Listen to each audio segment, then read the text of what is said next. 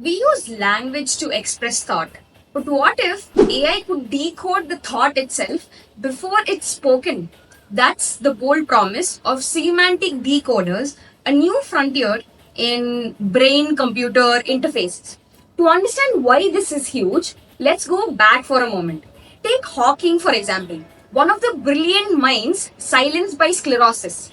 He had to use a cheap muscle sensor to select letters on a screen to speak just one or two words per minute. Back in the day, it was groundbreaking, but exhausting and painfully slow. But now, something new is emerging: non invasive semantic decoders. No surgery, no physical effort. Just AI and external sensors reading patterns in the brain activity and turning them into full sentences. It's not science fiction anymore. For people who have lost the ability to speak, this could be a lifeline. And for the rest of us, it might reshape how all of us interact with technology in the future. So, how does something like this actually work? Let's break it down in this video. At the heart of it is a technology called functional magnetic resonance imaging, or fMRI in short. You can think of it as a brain camera that watches where blood flows in your blood.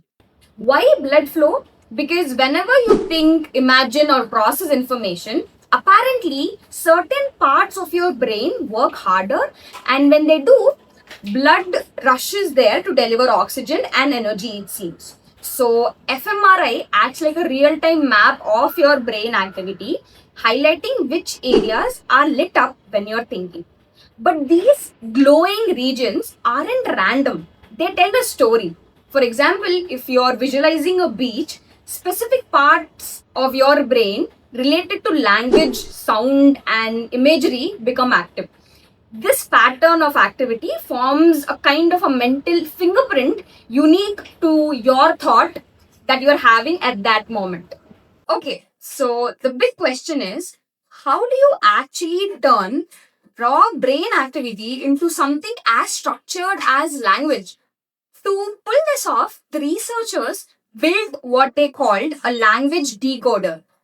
Basically, it learns the relationship between the brain activity and language. For the decoder to work, it first has to be trained, right? Like it needs to learn what the brain signals actually represent.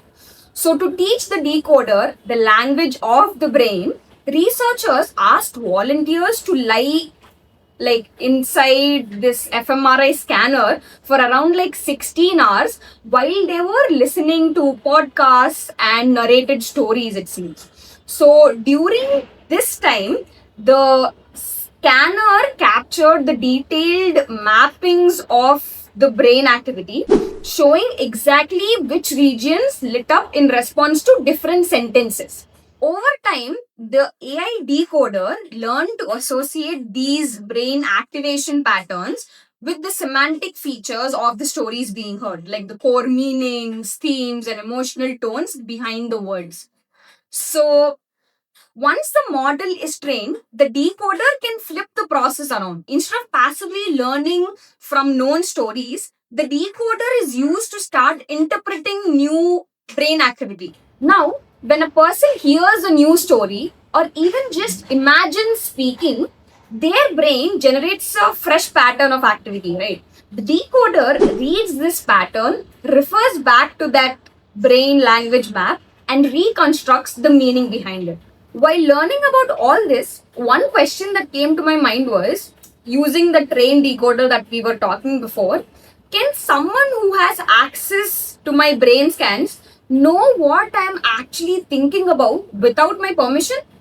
Apparently, researchers have thought about this too, and they tested if a decoder trained on one person can be used on someone else. So, they ran an experiment. They took a decoder trained on a person A and tried to apply it to person B, it seems, who was listening to the same exact stories that person A was listening to. What they found was the decoder, despite being highly trained on person A's brain, couldn't make any coherent sense of person B's fMRI scans, it seems. the output was just inaccurate and it was total gibberish, and it was actually unrelated to what the person was actually, like, person B was actually thinking or hearing, it seems. This is happening because the decoder is built to learn how a specific individual's brain responds to language and thoughts, it seems. For example, let's say I hear the word beach. Okay.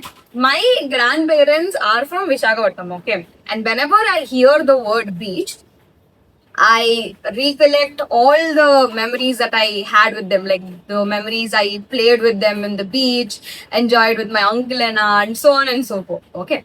So when I hear the word beach, my brain might strongly activate areas related to vision and memory. Let's say another person who hasn't been to a beach before hears the word beach, their brain obviously will react differently, right? Like different parts of the brain might get activated.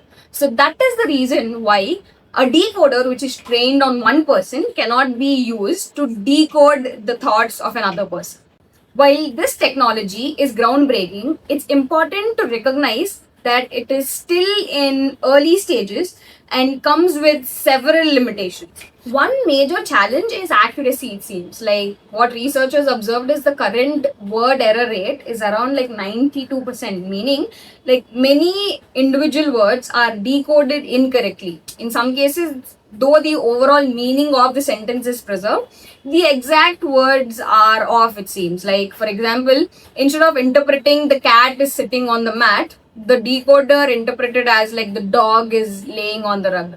Like, though we know it's an animal, it's a rug, like something to sit on, like the exact words are a bit off. This is what the researchers have observed.